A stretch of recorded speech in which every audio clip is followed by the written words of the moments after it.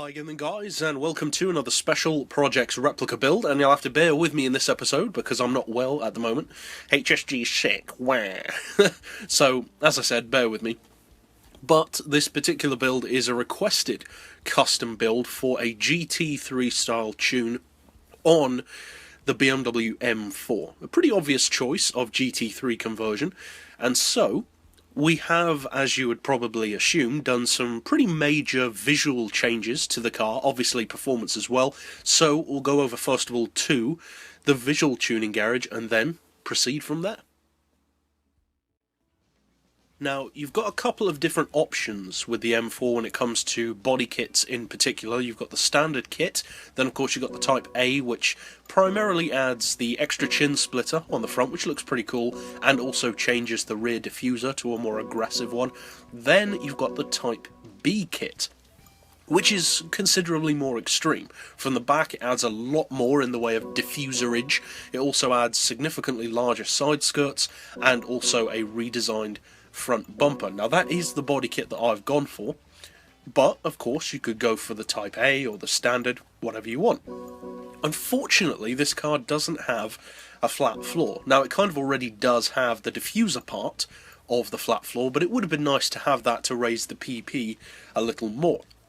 Now for the rear wing, I've gone for the Type E wing support, Type D wing itself, which is a curved wing with kind of that middle bump. There's probably a scientific term for it, but I don't know or care at the moment what it is.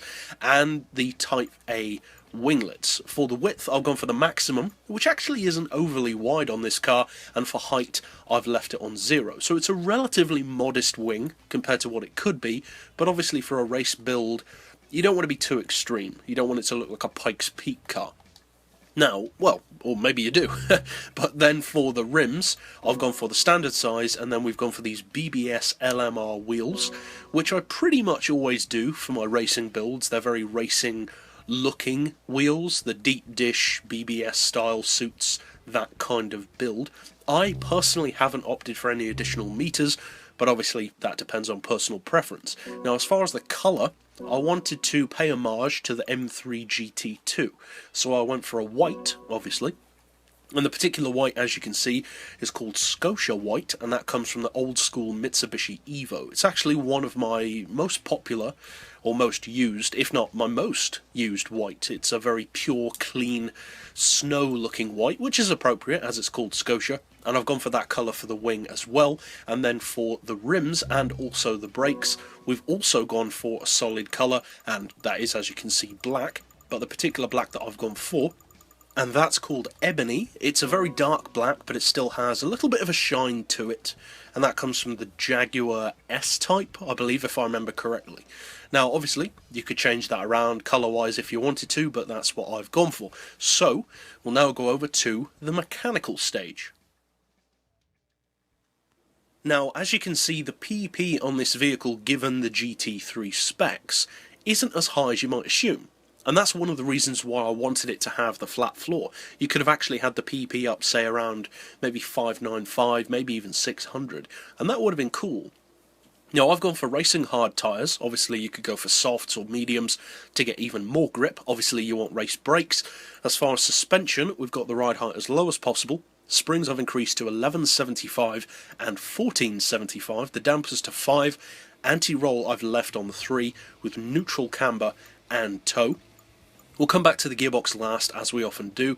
As far as the diff, which, as always, of course, you can change for personal preference, basically mess around, find what works best for you, but I've got the lowest initial torque and then the highest acceleration and braking.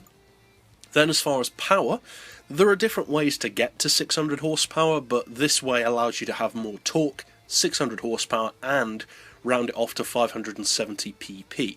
So I've gone for the Stage 3 engine tune, sports computer, race exhaust, sports cat and intake tuning, plus an oil change, and then reduce the power down to 88.9%.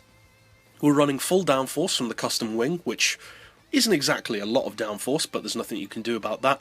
You want the full weight loss package, and then add 123 kilos to bring us up to the actual weight of a real GT3 car. Then I would recommend putting that 20% toward the rear of the car, which actually gives you a perfect 50-50 weight split. And finally, for the gearbox on this particular model, obviously it's not a top-end tune, so I've gone for an auto setting of 180, then individual gears, as you can see, of 5, 3.5, 2650, 2.1, 1725, 1450 and 1275, with a final drive of 2.5. So that's it for the mechanical build, but now let's prove what it can do on a track. Now, although this is technically a custom racing build, you shouldn't necessarily view it purely as a racing build, and what I mean by that is this is more of a novelty tune. It's what a GT3 version of the M4 could be like, but obviously it's not going to have the full handling and performance of a GT3 version because it doesn't have the wider track, the body kit, the flat floor, the downforce, etc. of an actual racing model. So although technically speaking you are running similar numbers to a GT3 car, it's not necessarily going to be as competitive as one. So if you find that you're not necessarily keeping up with GT3 cars, don't be too surprised or disappointed by that, because at the end of the day this is just a modified road car.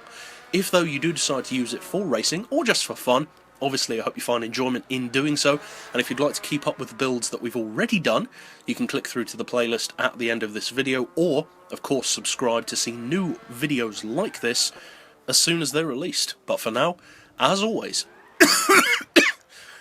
thanks for watching.